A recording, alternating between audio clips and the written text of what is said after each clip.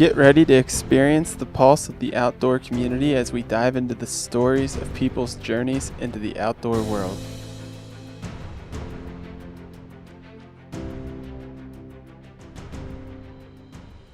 Oh, here we go. Hello, my name is Mitch, and I am the host of the Outdoor Pulse. Today we have on Nate Williams. He is an Ohio State student and a member of Hey everyone. Mountaineers. So we're going to be diving into how he got into the outdoor community and what he does in that. So starting off, how's it going? Good. How are you, Charles? Doing great. Excited to hear your story, how you got into the outdoor community and what it is that you do. So Yeah, start off with just a little bit about like what it is that you're into in the outdoor community, and we'll kind of go on from there.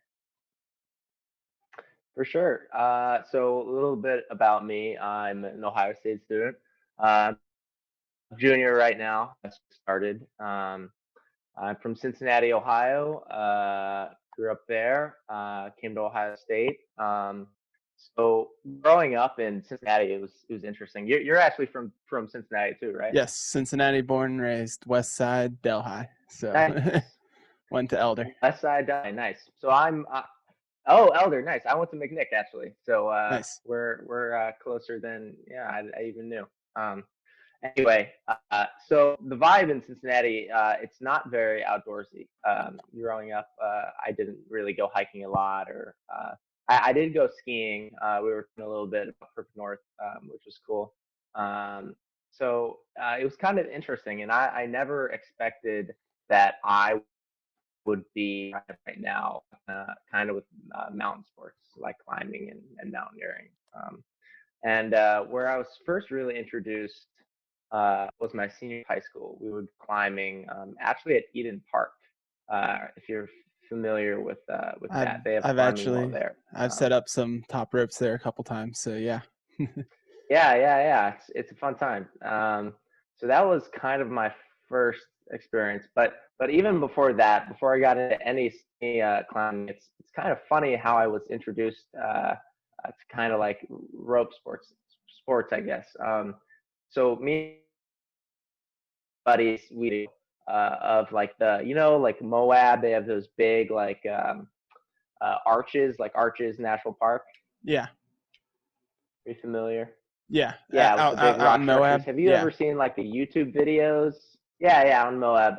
The YouTube videos of the people jumping off of the with like a rope attached to them. They do like a giant rope swing Yeah. underneath the arch. Love to get out Have you there and seen do that anything someday. like that? Yeah, I've seen Yeah, those. yeah. So me, yeah. So me and my buddies, we thought that that was like the coolest thing ever, and none of us had like ever rock climbed. We all played soccer. We were like athletic, but no idea about what we were doing. But we decided that we wanted to do that, but instead of underneath like an arch, we wanted to do it underneath the bridge.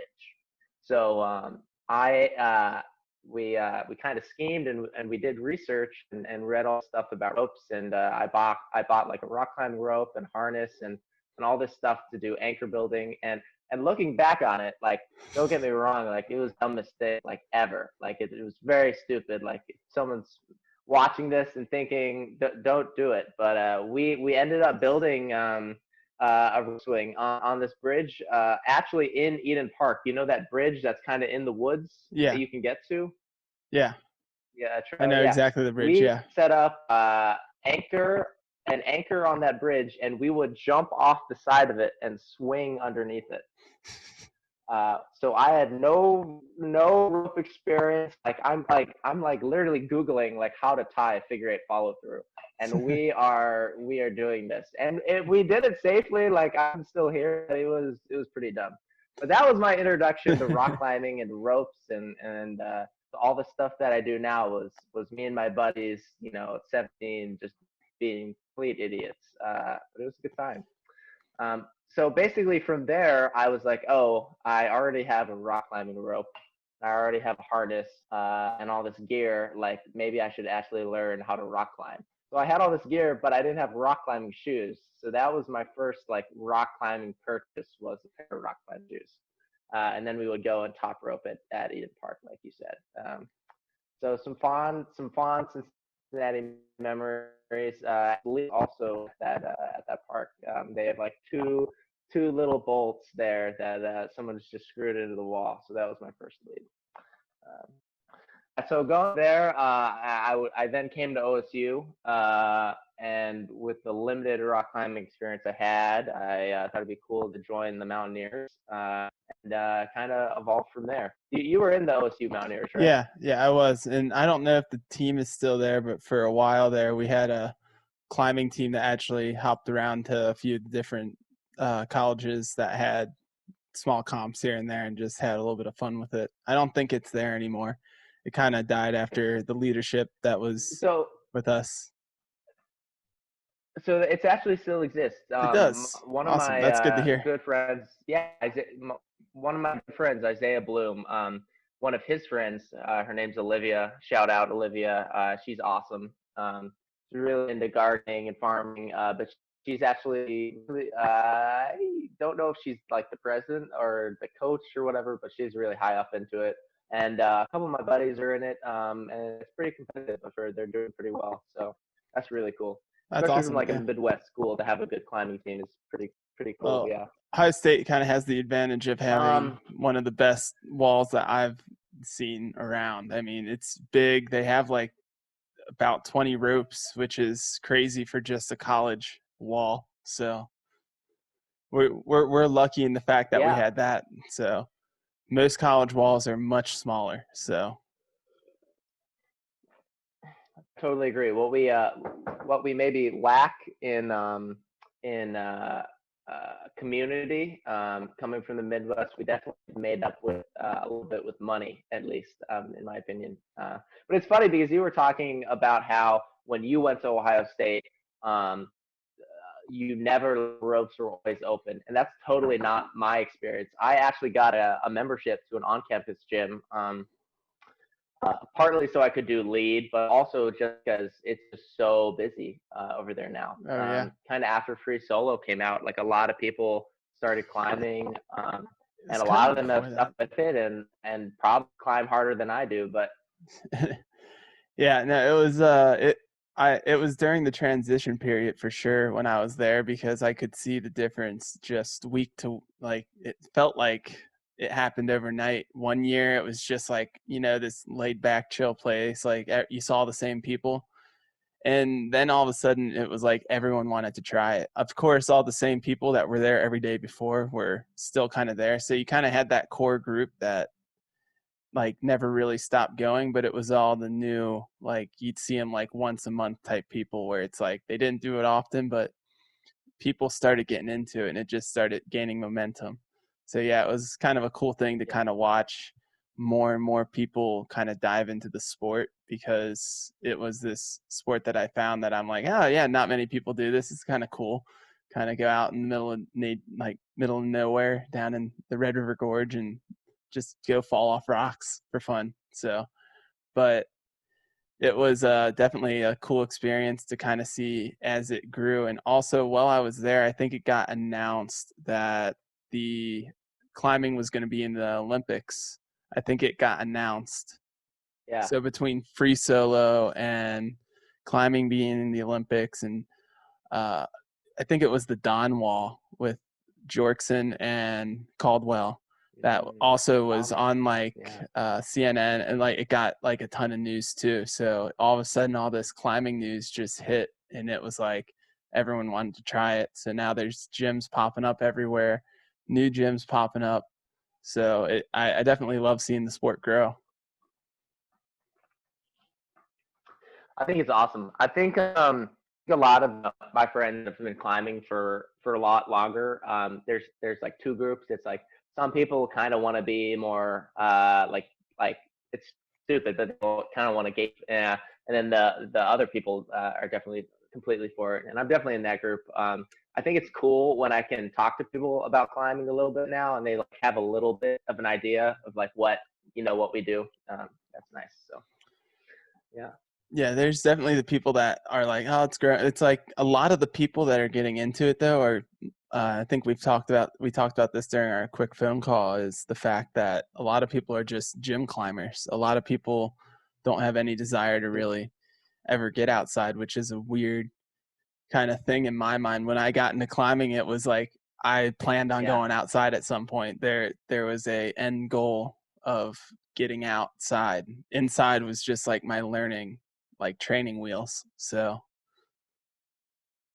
for sure. Yeah, it's a new breed of climber who just wants to climb super hard, pull on plastic really hard, and climb hard, just strong and get stronger. A lot of people are doing it like it's like lifting weights almost. I- I'm fine with that. I'm cool. Whatever puts money, in the gym owner's pocket, I'm totally okay with. yeah, So same. Plus, the more money that the gyms have, the better they can build their, like, Climb Time's a yeah, great for sure. example Better they, of Climb Time was yeah, one of the original climbing gyms down in Cincinnati, and they now finally just expanded, but their new gym is huge and just amazing what they've built down there. And that came because climbing got bigger and all of that. So, the more people that are into it, the more value proposition there is to the owners of these walls to actually build these for sure. awesome gyms. So, I mean, Totally agree. it's a weird mix of you, there's a lot of people, so it makes it hard to get on the wall sometimes, but at the same time, without that, you're not going to have the incentive to build something that's, not profitable. So, Yeah, totally agree. but yeah, climbing is one of those unique. I I feel like it's getting less unique in the fact that more people can just jump in at one of these gyms and pretty much have no problem. Where when I first started out, it felt like Mm, kind of going in blind. You show up with a couple friends yeah, at Ohio State's gym, and you're like, oh, this is interesting. And so it's definitely a changing environment every single day. yeah, yeah. The barrier to entry is. I remember talking to friends whose parents would climb, and they would talk about how when they learned to climb, they weren't learning at a gym; they were learning Oh outside. Like yeah. they climbed outside for the first time, which is really cool. But that's just so rare nowadays. But yeah. Yeah, but I'm definitely not a sport climber. If you ask any of my friends, I probably climb the least hard. I know what I'm doing, but like as far as like pulling on small stuff really hard, that's not me. Definitely more in the mountaineering side of things in the club at least. So moving on from climbing, then when did you kind of first dip your toes in the mountaineering and kind of that side of the outdoor? Because that's a lot of people. When I first started climbing, I had friends that like assumed it had stuff to do with like mountaineering. It's like, no, mountaineering is its own thing. Yeah, people say that they're climbing, but it's different. Because when I first started climbing, like I Yeah, said, it's like people really confused the two a lot of the times, it felt like. yeah. Yeah, I've totally know what you're saying. When like you're like, oh, I want whatever, people like are interpreting that as like, oh, you're like climbing this big mountain, which I think is funny because that's actually why sport climbing was like invented. Like in over and when they were climbing like Mount Blanc and stuff like that. They would get to pitches where the only way to continue to climb the mountain would be through actually like traversing Climbing. on these features. And so that's yeah, climbing. So that's why climbing was invented. Was how mountaineers summit these big peaks, and then it now has become its own discipline by itself. So, but anyway, how I got into mountain. Uh, so do you know who Ed Viesturs is by any chance? Not off the top of my head, no. No. So Ed Viesturs is the first American to climb all 14 8,000 meter peaks in the Himalaya and the Karakoram. he's a really cool dude, but he famously says that he comes from the great state of mountaineering, Illinois. And that's like a joke because it's the Midwest. There's no mountains by it. Yeah. But he's this great mountaineer, and he's from Illinois. He's from Rockford, and I thought that was really cool. So I'm kind of the same way. I come from the great mountaineer, which I always thought was funny. And actually, when I was really young, in like fourth grade, I bought a book of Everest, and I thought Everest was like so cool. My opinions on Everest have changed a lot now, but I wouldn't get into that later. Yeah. But I remember writing. We would do like journals in third and fourth grade, and we would make like bucket lists of what we wanted to do, and my parents hated them. I'd always like write like I wanted to go skydiving, and also I remember I wrote I wanted to climb Mount Everest.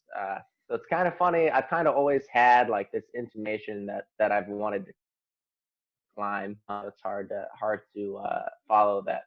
But now that I was in college, I could kind of reach out and use my resources and try and find some outlet for this passion that I thought I had.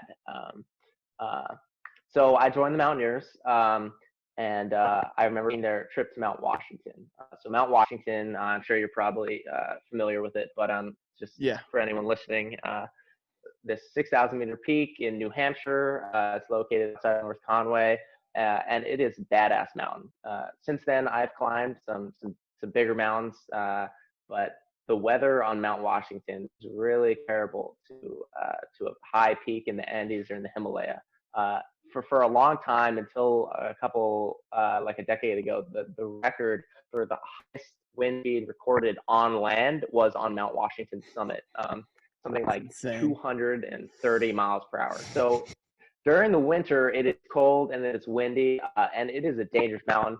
Actually, the most fatalities of any mountain have occurred on Mount Washington. Something like 93 climate, and it's a joke because it's on the East Coast.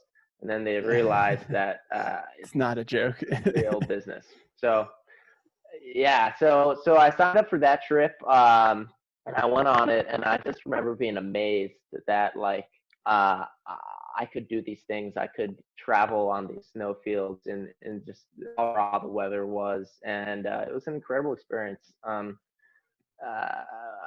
and like how close you get with all your buddies, because it is one of the hardest physical things you could possibly do. Uh, I had actually just run a marathon before I went on my Mount Washington trip. And I remember getting down from Mount Washington and just being like, oh my God, like this was so much harder than running a marathon. Like it is legitimately one of the toughest things you put your body through with weather and everything. So that was my first experience uh, with mountaineering. Um, and I remember it definitely wasn't about like something like a lot of people who I tell my stories to or whatever, they always are like, how does it feel to be on top of a mountain? And honestly, by the time I get to the top, I'm usually pretty dead, and it's not that enjoyable sometimes. Uh, Especially if like the view isn't good. It's definitely about the physical act of climbing for me. So as a person, I have a little bit. I'm definitely a little like an overthinker, right? I have a little bit of anxiety, probably was what you would say. So the physical act of climbing for me is just so therapeutic. It's when you're climbing a mountain, when you're hiking and with crampons and with these boots on, and when you're using stacks to get up this slope, you are thinking about nothing other than like that just pure moment. I remember my buddy. Oh God, who was the leader of that trip? Uh, I forget his name, but his quote, he said, "Man, this whole weekend I've not thought once about school," and like I could relate to that so strongly because it feels like when you're out on these trips, like you just don't think of anything other than climbing, which is I think really amazing. Um, Well, so with yeah, all Mount these Washington was things, awesome. Uh, yeah. I was gonna With say with all climbing these too, right? trips, yeah, Just with all these trips, oh these types of yeah, things, it's you kind of have to be thinking about only that because you can't really mess up, especially when it comes to winter mountaineering. Winter mountaineering is a whole nother different type of climbing, which I need to get more into. But now that I'm out here in Colorado, I'll have a lot more opportunities to kind of throw myself at it. So I'm excited for it, but I know there is the sucky aspect to it. But there's something about that you just kind of lose yourself in your mind, and it's just like you said, kind of therapeutic, kind of just it's just you in the mountain, and that's it, and you versus Mother Nature. For sure. So it's kind of like a paradox in that I want to do something that's more stress in order to alleviate my stress. But that's kind of what it is. Uh, and my parents do not like it, but it's definitely the very effective. So My parents kind of so that was my expected first me. trip. Yeah.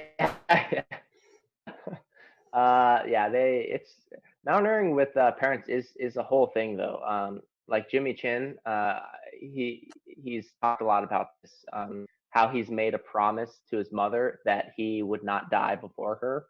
Uh, and he talks a lot about it, and a lot of people always ask him like if he regrets saying it, because like obviously that's like a tough thing to Well, promise when you're climbing these mountains.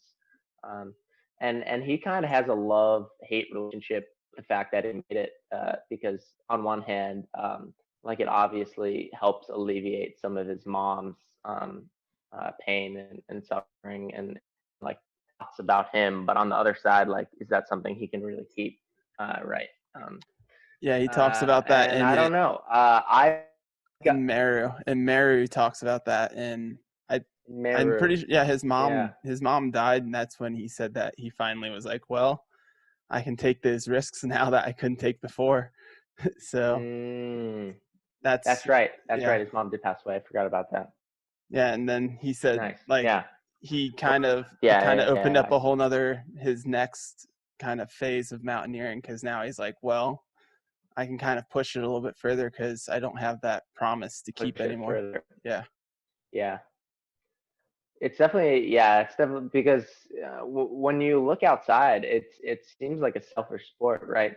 You're putting yourself all this risk, sometimes, and obviously you try and mitigate all that risk, that you can, but you get in these situations where I've done everything I can do right. All the safety stuff I'm doing, but there's still uh, a large, inordinate amount of risk that I just have to assume in some of these situations. And is that fair, right? Because if I die, like I'm dead, I'm not going to care. Um, but the people who are going to be affected by it are all my friends and all my loved ones. So it's a difficult proposition, and I've kind of weighed that. Definitely, it's kind of weighed on me a lot, but I do think about it like this. I feel like I'm a better person, and I can be more kind and uh, share more myself with others when I have done these climbing things. Because, like I said, it's like therapy. If I wasn't climbing, I feel like I wouldn't be the person that I am today. Like I wouldn't be as uh, open and uh, I'd say if that makes I any think a sense. good way to kind of look at it is a lot of these extreme sport athletes and mountaineers, like they're some of the chillest, like most laid back people ever. And yet you Yeah. wouldn't think that coming from people that are willing to go do these crazy Mm. things. You'd be like, oh, that has to take like a certain crazy person to go do that. But meanwhile, they're just like the most laid back, chill. And I feel like it comes from once you've been through that kind of stuff, everything else just feels a lot more mellow in life. Like you can take things a lot more easier. You've proven that you can get through some of the worst things out there and push through adversity to finish a climb or finish like a peak, and just kind of prove to yourself. And then after that, everything just feels more relaxed in my mind personally. So Totally. It totally gives you a lot of perspective. It allows you to know what is important to you in life. It definitely, it's it's a lot easier to get through school, get through social stuff when you have this benchmark of wow, like I like almost died on this, like this thing right now isn't that important in the grand scheme of things.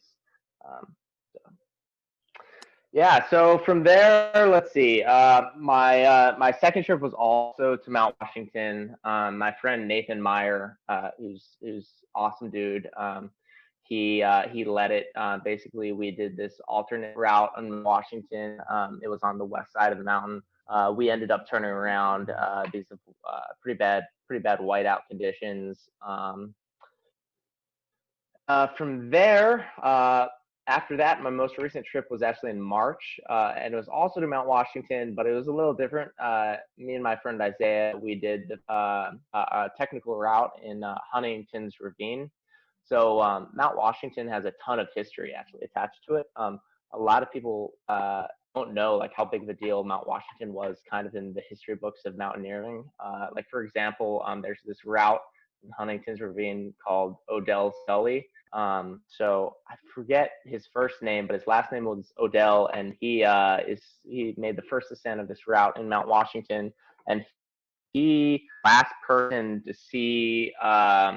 Oh man, it's Let me. I can Google it real quick, but basically he was the last person to see someone alive on Everest. Last person to see. Uh, do, do, do, do, do, do, George Mallory alive Oh, on Everest, yeah, and that's like kind of the yeah. major.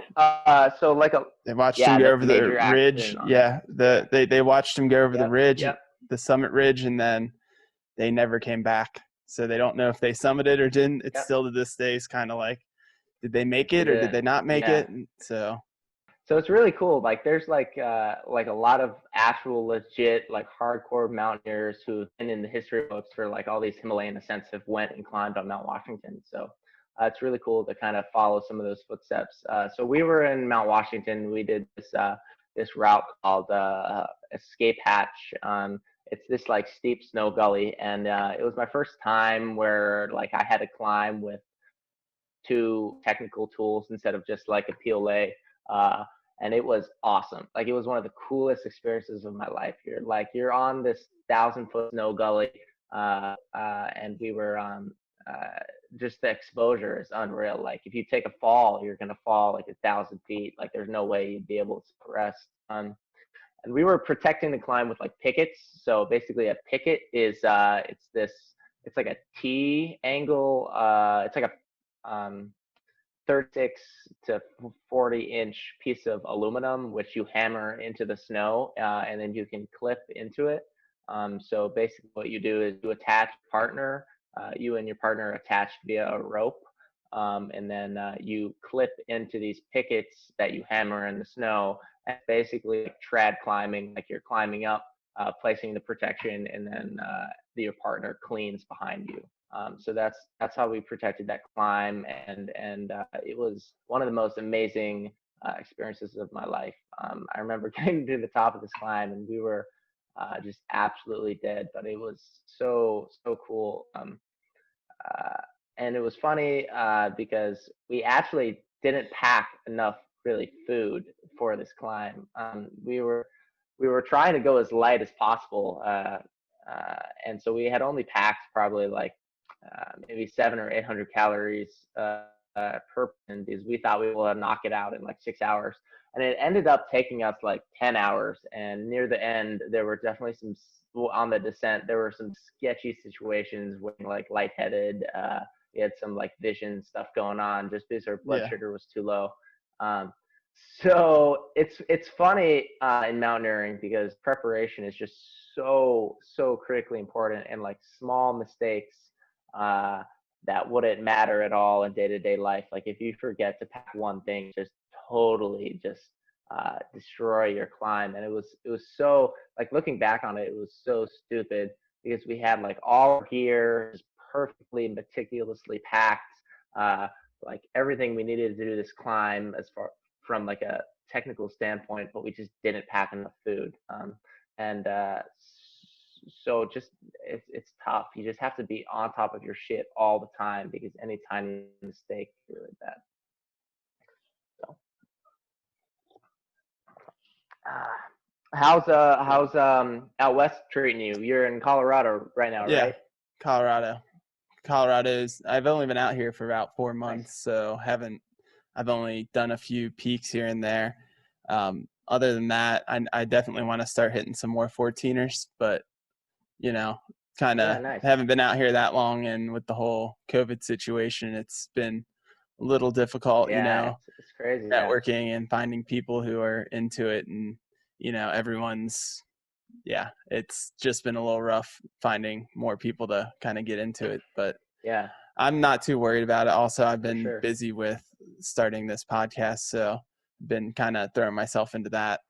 So Yeah, when I nice. can, I get out into the mountains, and I'm more looking forward to the ski season, which is going to be kind of weird. So we'll see how that Yeah, goes. I know most especially with places are lifts. gonna.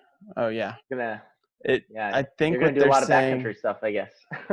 Yeah, I think what they're saying is you can only ride the lifts with like people in like your group. So Mm, even if you're a single, you get like the lift to yourself. So it's just going to be this. to yourself.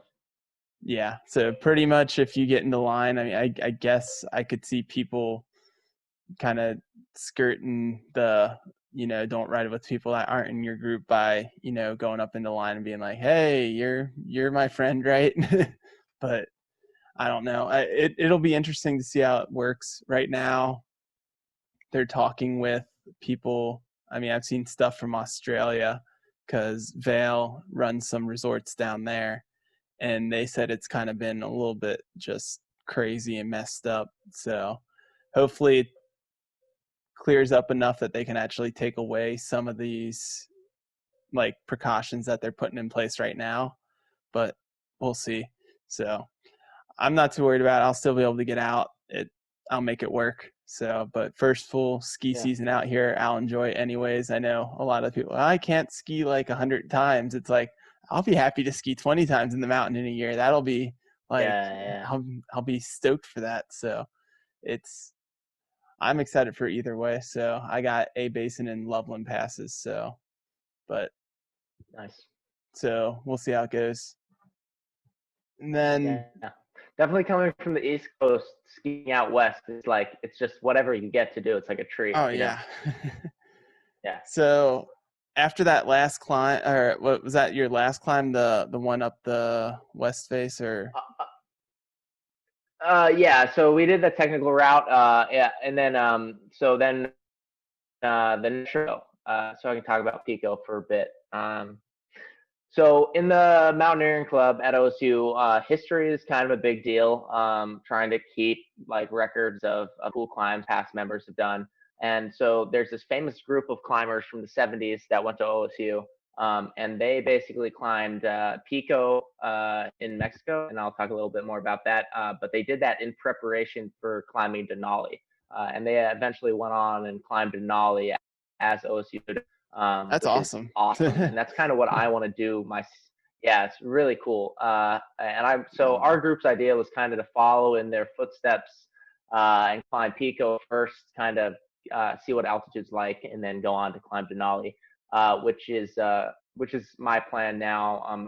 Most of my friends that won that Pico were a lot older than me, and they have since now graduated. So I'm trying to keep the dream alive. And I think I found at least two other partners from my senior year. We're going to go through Denali. But I can talk about that a little bit at the end.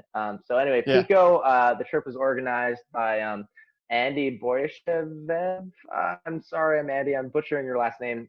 She actually lives in No, she lives in Salt Lake City in Utah. She's an gotcha. absolute crusher. She climbs.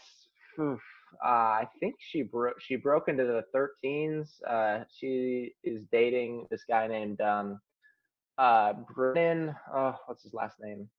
Brennan. Um, I don't know, but he's also an absolute crusher. I think he just sent like a V14 older. They're both super strong sport climbers. Andy's more into mountaineering too, though. So anyway, it was her and this guy named Sam and Ben Roberts. So they're brothers, and their family actually owns VA in Columbus. Oh, that's So they awesome. also come from kind of like a, Yeah. yeah, they come from a family of climbers. So they had organized a trip. Then also my friend Whitman, he's an awesome dude. Nathan Meyer, and Ian, I forget Ian's last name. He's dope though. He's done a lot of those courses. He was in Alaska, so they lived on a glacier for 90 days. Uh, they teach a ton of stuff. He knows more than me still. He's a great dude. He's super busy though. He's an engineer, so he's always doing internships and stuff. So it's hard to get out and climb sometimes. But so they organized this trip to Pico de Orizaba. It's in the state of Puebla in Mexico, which is basically rural Mexico. It's actually the third tallest mountain in North America at 8,400 and something feet. So it's only behind Denali and Mount Logan, actually, Gotcha. which is crazy because you don't think of Mexico having tall mountains, right? But it's just this giant volcano that's glaciated. It's absolutely beautiful. So we were going there. Basically, that's a really good mountain to climb for your first big peak, because as far as actual glacier risk, it's pretty low. We still roped up on the glacier. Basically, uh, you rope up on a glacier anytime you're afraid that you could have a crevasse fall. Glaciers, right, are of course moving ice. So a lot of times, big giant holes, called crevasse, open up in the ice, and sometimes they're covered by snow, so you can't see them. But Pico has very few crevasses. We only saw two the entire time we were there, tiny. So it's a good mountain to do for your first big climb. But it's at altitude. So altitude kicked my ass. It was my first time serious Yep. altitude, being from Ohio, and it was crazy. So basically, what you do is you fly into Mexico City, and then you take like 3 buses south, and then you stay at this climbing hostel, which is yeah, in this really small city outside the mountain. And then they from there drive you to base camp, which is at 14,000 feet. So you're basically staying at this hut at 14,000 feet. That's where you sleep and stuff while you're preparing to climb. And sleeping at 14,000 feet is probably the most brutal thing I've ever experienced in my entire life. Basically, your body is telling you that you're not getting enough oxygen. So what's happening is your heart rate is increasing to compensate. So you're lying in bed, and your heart rate is literally like 100 beats per minute. So your heart, it feels like you're like walking on a treadmill, but then you're trying to go to sleep, and it just is awful. None of us could sleep. I think the whole time we were there was like 4 days, and I think I slept like literally like 4 hours the whole time. It was pretty. That was like the biggest hurdle for me, was just sleep deprivation. So basically, you climb this giant field, and then once you climb this giant scree field, it has this main glacier that leads you the last 2,000 feet to the summit. And so our whole group was feeling pretty good once we got to the top of that scree field. But the problem was, since we were so inexperienced in planning our own trips, we didn't account for how fast we would be able to do it. We gave ourselves such a large cushion of time that bottom of this field, it was like 3 in the morning, and we were expecting to get there around 7, around sunrise. And basically, the thing about this glacier is, since there's not large amounts of rockfall risk once you're on top of this headwall glacier, you actually want to wait until the sun has been on this glacier a little bit before you start climbing. Because during the night, this glacier gets really hard, and so if it has no sun on it, it's actually really hard to climb on. And it's also bad because if you take a fall, right, instead of falling on like soft smush snow that'll slow you down, you're falling on like an ice skating rink. And so Yeah. you'll keep sliding on the glacier and you won't be able to stop. So we had to bivvy for like 3 hours on top of the scree field with our emergency blanket, and it's like 10 degrees Fahrenheit. It was pretty brutal. we were all suffering pretty hard. So anyway, we get on the glacier finally. Uh, Climbing at altitude is just a whole thing. You just kind of have to experience it. It's absolutely brutal. We summited. That was really cool. That was one of the few summits where I was actually like, damn, like holy shit. You can at that high of altitude, you can see like the curvature of the earth. It was really beautiful. The descent though was hard. Me and another teammate were feeling the altitude pretty badly. I actually had a fall at around 16,000 feet near the end of the glacier, and so I took a fall. My crampon, it's a common thing for your crampon as you're walking to get stuck on your other leg. So that happened to me. So I took a good 50 to 60-foot slide before I was finally able to self arrest. And that was one of the scariest moments of my life. I remember we were reading the guidebook. There's this whole, not guide, there's this whole climbing log at the base of the mountain where you're staying. And basically everyone that has climbed there like writes a little bit in it.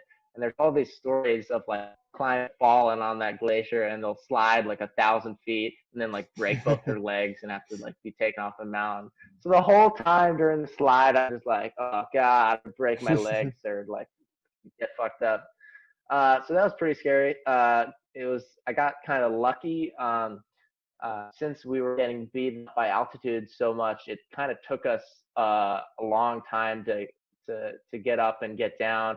So by the time I took the fall, it was like probably like 11 a.m. or 12, and so the sun had been on the glacier a lot, so it was a lot Nice and easier soft. to stop myself. Yeah, Yeah. it has gotten a lot softer. But there were definitely moments like definitely like portions of the mountain that were in shade that if I had like fallen there, there'd be like no way I could have arrested. So that was a very humbling experience, and I definitely am much more careful on the descent. I mean, most people who climb know that almost all of the accidents happen on the descent when you're already tired, and then also gravity is working for you when you take a fall. So, um, yeah, but that climbing in Mexico is really cool. I personally had actually never been outside of the country. I'd done a ton of domestic travel. I've been to like 40 states, but I had never been outside, and so it was really cool. It was like just pure culture shock, especially like not in Mexico City, but like in these parts of Mexico. Like for example, this the family that owned the climbing hostel we were in, it was a fourth generation mountaineer, so he just had so That's much awesome. history. Like Yeah. they had all this like oral and written history of all the people that had came and climbed Pico. It was a really cool experience. And so that's kind of when I've started to think about like climbing um, less like purely as a physical pursuit, but also like just all the history and kind of the culture that's been created around it. Um, so yeah, that was fun. Do you have any questions about Pico? If anyone wants to climb it, I mean, I guess just mountaineering in general. So getting into it, the biggest hurdle I feel like for most people is probably going to be you know, getting the gear and all that kind of stuff. So what's kind of like like the starting point if you're getting into it? Like where do you start out at and go from there? for sure. So I'll touch on the gear real quick, actually, because a big hurdle that has kept uh, uh, people out of the sport is cost. Mountaineering gear is some of it is just inordinately expensive, very expensive stuff. So my recommendation is buy your gear used. So basically, my whole rack of stuff, other than stuff that like rope, anything that's a soft good that protects your life. So like other than your ropes, other than your slings, harness, other than that, everything I've bought is used. And the best place to do that is Mountain Project. So if you're trying to get into mountaineering, go on to Mountain Project. They have a for sale form, and you can get some crazy deals on it. Because let me tell you what happens. Uh, these rich oil executives or what lawyers, they think they want to get into mountaineering, so they buy thousands of dollars worth of brand new gear, and then And they they find out that they actually hate climbing. So then they sell it used. So you can get some pretty good deals. Like for example, I got these La Sportiva Venturas, or basically brand new. It's a mountaineering boot that's usually like $700 new. I got it for like $105. So it's like pretty commonly deals like that. So that keeps the cost down. It's still expensive, That's Mountain but Project, you said, as right? far as getting into this, yeah, Mountain Project. It's a pretty common app for like sport climbing and stuff. But if you go on their forums, they have a for sale forum. They also do stuff like skis and basically anything that's a mountain sport they sell. But it's kind of primarily mountaineering gear. Let's see. So as far as getting into the sport, that's also hard. I've definitely felt that coming from the Midwest. But I like to tell people, like, if I can do it being in Ohio, like you can do it as well. You really do have to find a club though. It's tough. It's it's tough to be able to do it safely without having some sort of person that knows more than you. So um, so you can go club route. A lot of states have, hiking or mountaineering clubs. Most colleges do. That's kind of the way to do it, is to go to your college and get into the sport while you're young. If you can't do that, another good option, but that is also expensive, is something like a Knowles course. They have great teachers. Their instruction's amazing, but it is expensive. So, so I would say the club route is definitely the way to go. Uh, Also, Mountain Project has a partner finder, and a lot of times people will be looking for their partners if they're doing an easier climb and they just can't find anyone. Any of their friends can go that day or whatever. That's a good resource as well. Yeah, I know with mountaineering and a lot of the outdoor adventure sports, it's so much of a kind of, what's it called?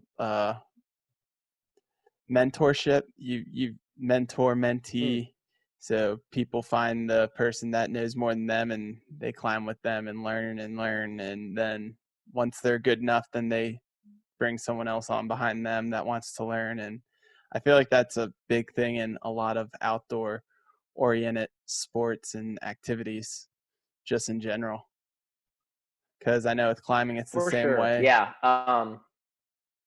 Definitely, especially like traditional, yeah, yeah. That big thing in trad climbing, finding a mentor, yeah, for sure.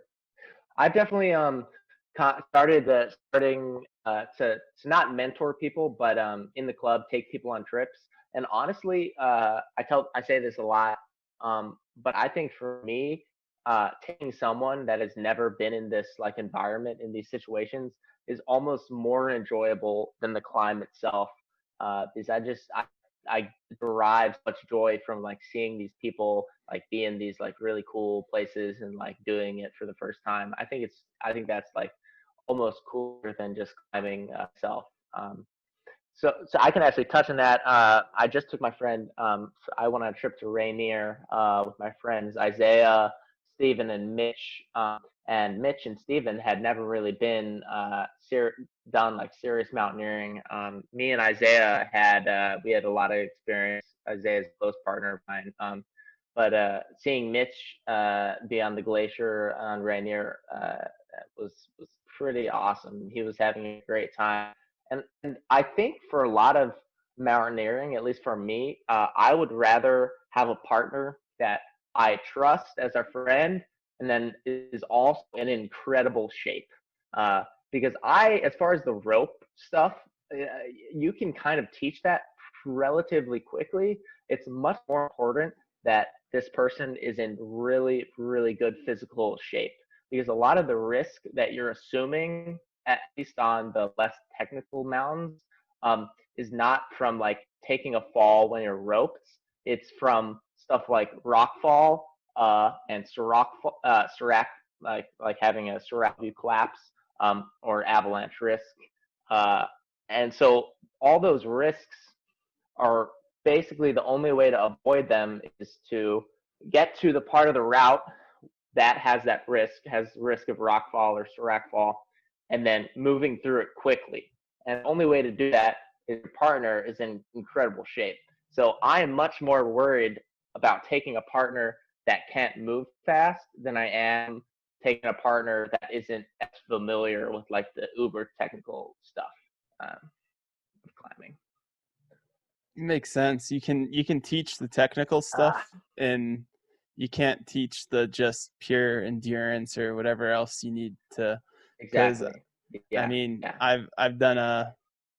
I mean, it's not as high. The highest mountains that I've climbed are the 14ers out here in Colorado. So nothing more than that. But at 14, you can start to feel it for sure. The oxygen levels hitting for that sure. point where it's at a lot, like gets down to about 12%, and your body's like, okay, we're at about half oxygen. So you definitely start to feel it. And I hike normally with my dog a lot of the times, and she honestly does better than me out. Well, one, smaller animal, two, they're on four legs, putting out, they're built for going across rocks and doing this. So less major mountaineering, but just going up the normal hikes right now when it's the perfect weather for it, and there's no real danger of any snow, or you're not going across any ice fields or anything like that. Dogs are so much more well adapted to kind of going across that environment. So, but yeah, the altitude's definitely something that you have to get used to, and the more you climb at altitude, the more your body gets used to it, the thicker your blood gets, the erythropoietins and all that kind of stuff kind of grows in your body, and your body just becomes more adapted to working out and being in that environment. So it I've definitely felt better the longer I'm out here, the better I feel climbing in the mountains, the more I do it. So So yeah, you have a big advantage. So basically, the way your body adapts is the second you leave altitude, it goes back to normal very yep. quickly.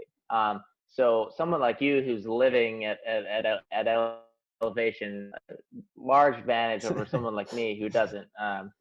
Because as your body adapts, like when I got off Rainier, my body has adapted. But the second I leave, it goes away almost Yeah. instantaneously. I forget the research, but it's like within 1 week you've lost almost all It's benefit it's how long it that your takes body's for gained. your it's how long it takes for your blood, because I've read into it. It's how long it takes for your blood to for your the life cycle of your blood cells, because essentially what happens when you're at Yeah, altitude is your body reacts with the erythropoietins and all that, and your blood essentially just becomes thicker, so it can carry more oxygen, and it makes more use out of the small percentage of oxygen that's in the air, and it just makes better use of it. So it's more, your body's just a more efficient machine at that point. But once those blood cells that can carry more oxygen are gone, you're back to carrying normal amounts. So it's that life cycle of the blood. So it's kind of the limiting factor. That makes sense. So yeah, Rainier was a really cool trip. It was the first time that I've traveled in like seriously glaciated terrain. So there's this whole learning curve of being on a rope team, being able to arrest a crevasse fall if it happens, build a haul if you need to, uh, and all those skills. So it was a lot. My entire summer has basically been consumed by learning all the stuff that we really needed to know solidly. Because it's one thing to be able to do it at home; it's another thing to do it when your buddy's in a tough spot. yeah.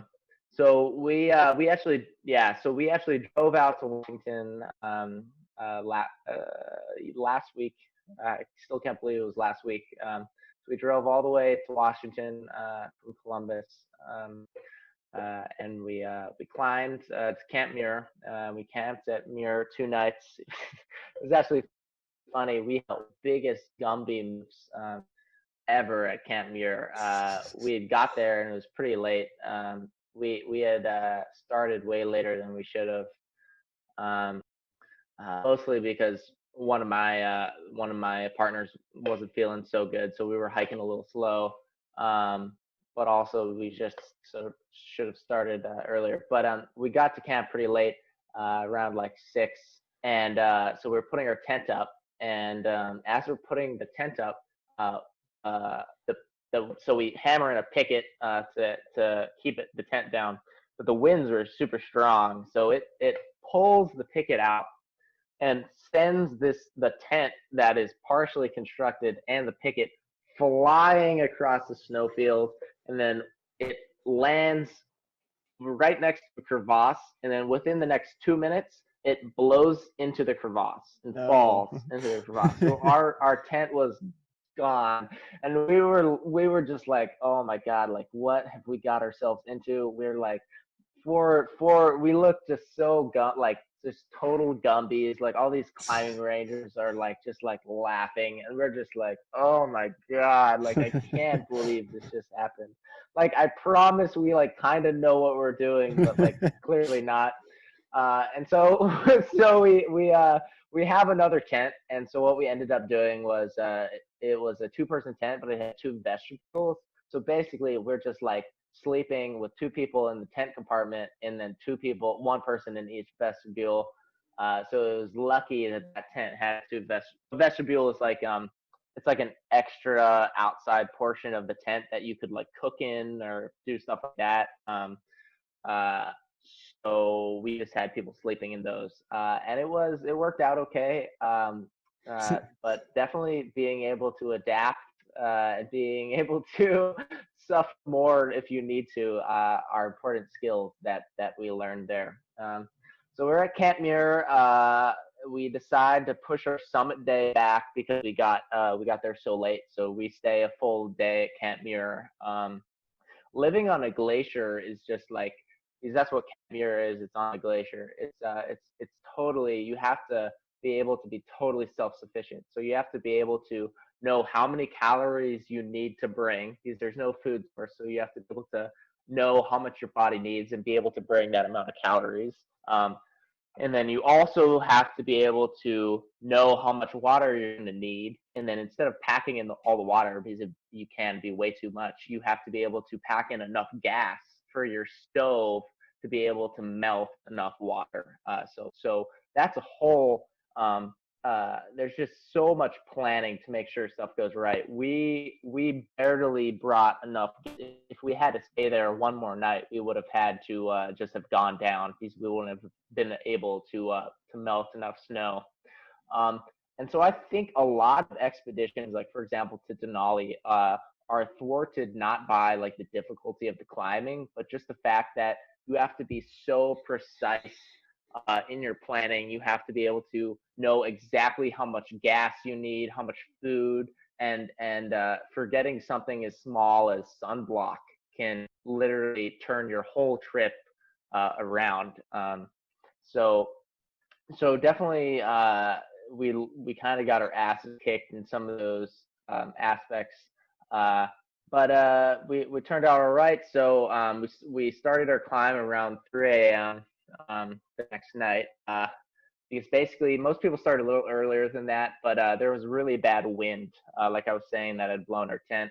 And the rangers were saying that as the night progressed, the wind was going to get better. So they were recommending that people started later. So that's what we did. Looking back on it, uh, it was the wrong decision, just because when we woke up at like 1 a.m., we were going to check the wind, and it looked fine. Like we should have just started climbing then, because there was like no wind the entire night. But we stuck with the original plan, and it was all right. Like we got back to Mirror in time, so it was okay. So we basically, the climb Rainier, you have to cross one glacier, and then there's these things called cleavers, which are these steep rock faces, slash like scree fields that you have to climb over, and they're called cleavers because they separate 2 glaciers. So there's first glacier, you cross that, and there's a cleaver of rock you have to climb over. Second glacier, and then there's this thing called Disappointment Cleaver, which is kind of the famous thing that they've named the route after the DC route, the Disappointment Cleaver route. So you have to climb that. That gets you onto the upper glacier. That's around 1,000 feet before you summit. So we climbed past the first glacier. It was terrain was super well. Boot pack was there, so it was easy to like route find and stuff. We climbed the first cleaver, all right. We got to the second glacier, and that's kind of really when like real serious glaciated terrain kind of emerged. There was a ladder crossing, and it's kind of crazy. You like see these things in these Everest documentaries where these guys are like crossing these ladders over crevasses. They look down and it like goes into eternity. And to do that like yourself, it's pretty crazy. Like I remember crossing this ladder and you're just looking down and literally it's just blackness. It's like it goes to the center of the earth. It was pretty wild. So we crossed the ladder and we got onto the DC and then we get up to the upper glacier and it's going pretty well. We're all feeling pretty good. We get to the summit, and by the time we get to the summit, we are just all absolutely gassed. It was kind of crazy. I wasn't feeling too well. Now that I'm looking back on it, we know what was wrong. My salt was way too low. So on the descent, I ate like a bunch of like salted peanuts and stuff and felt a lot better. So my salt was way too low. I was definitely sweating out a lot. Um, that's another thing that's like super important in mountaineering is like keeping your electrolytes high because as you sweat when you're climbing, you definitely think you're not sweating as much as you are just because it's like winter, but you're sweating a ton and you have to replace that. So we got down and yeah, it was all right. We did it pretty safely for four idiots from Ohio. So yeah. So now I'm just thinking about what I'm gonna climb next before potentially doing Denali. That's kind of the goal. What do you have on the list for possibly next? Man. So COVID is kind of really fucked stuff up. But as far as climbing, I was thinking about going to the Cordillera Blanca, which is kind of in between Ecuador and Peru. It's the Peruvian Andes, which are these mountains which are really cool. They're around 6,000 meters, so they're like 20,000 feet. Um, they're kind of famous for being like the Himalaya in that they're like these big, burly, glaciated peaks, but they're also really accessible, kind of like some of the mountains in the Alps where you can just like take trains to them. So there's this city called Juarez. It's in Ecuador, and it's kind of like um, it's like the I don't know, it's the famous climbing city. All the mountaineers go and they hang out in. And there's a bunch of famous peaks. Yeah, Chimborazo. There's Alpamayo. So basically, I just want to get one more mountain in at altitude before I do something like Denali. Kind of get some more experience living on a glacier as far as like gas and stuff like that, because it's really hard to just like calculate how much fuel and food you need because everyone's body is different. So Oh yeah, for sure. yeah. I'd say, I mean, at least I've not done a ton of mountaineering. I've stuck more to just a lot of climbing, skiing, that kind of stuff, backpacking.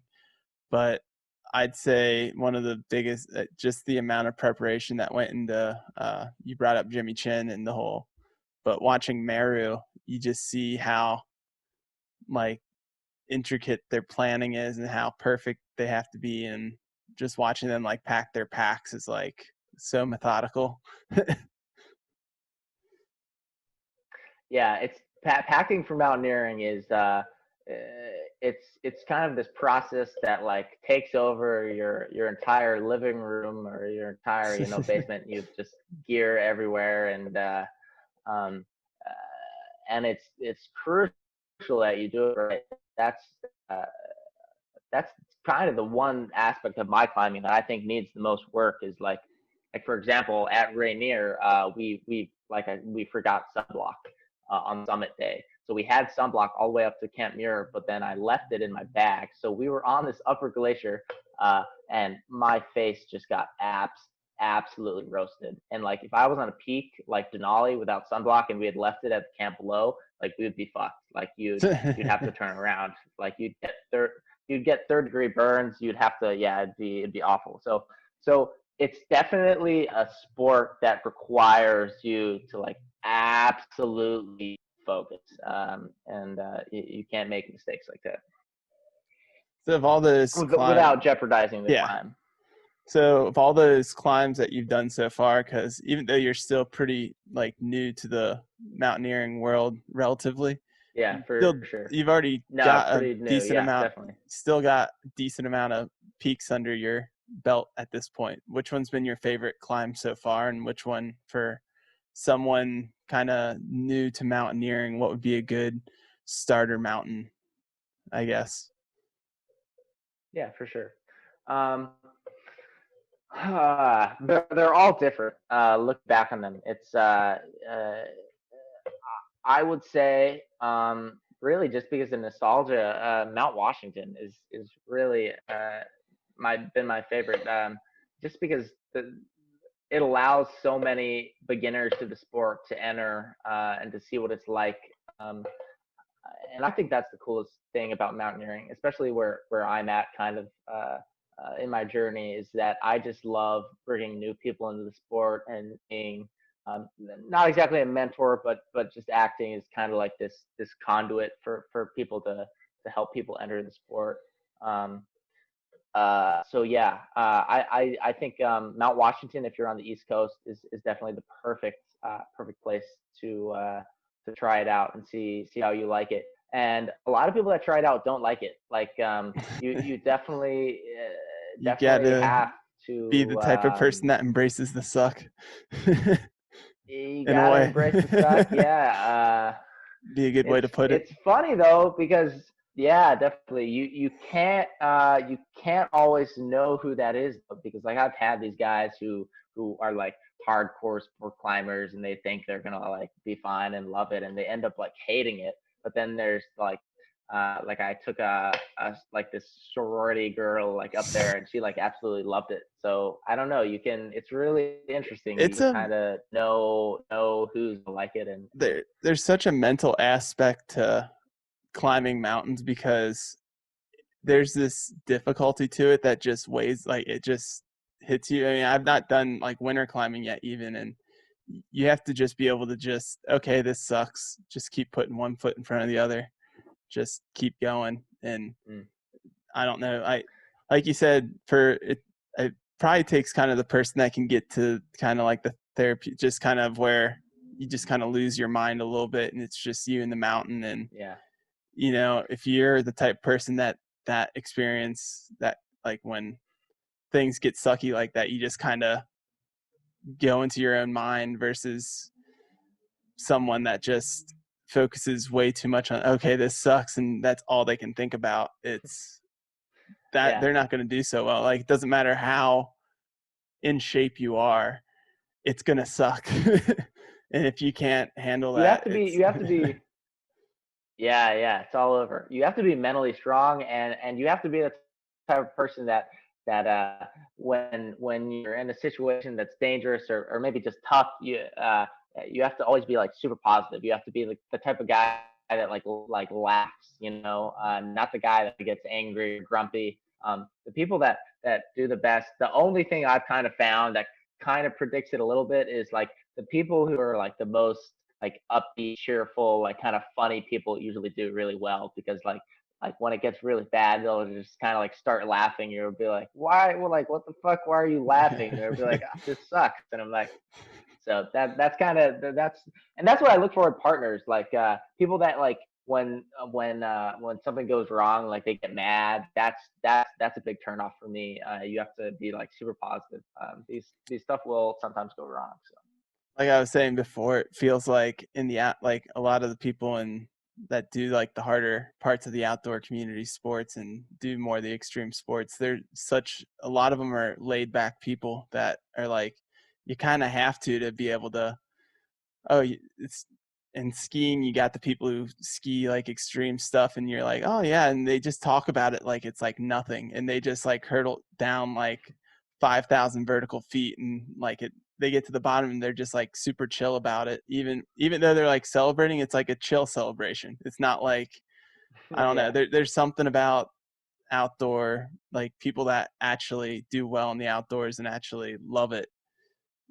They have that kind of laid back mentality about like the things that suck.